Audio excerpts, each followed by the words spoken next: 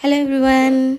ఇవాళ మా హస్బెండ్ లంచ్లోకి పాలకూర రైస్ పెడుతున్నాను. రైస్ కిన్వా కలిపి బాయిల్ చేస్తాను. రైస్ అంటే కార్బ్స్ ఒక్కటే కదా, కిన్వాతో ప్రోటీన్ కూడా యాడ్ అవుతుంది.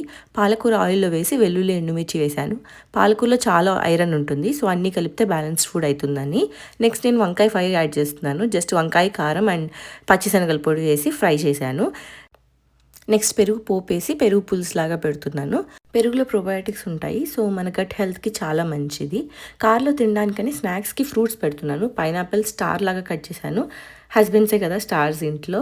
అండ్ ఇందులో రెడ్ గ్రేప్స్ కూడా యాడ్ చేస్తున్నాను, తనకి చాలా ఇష్టం.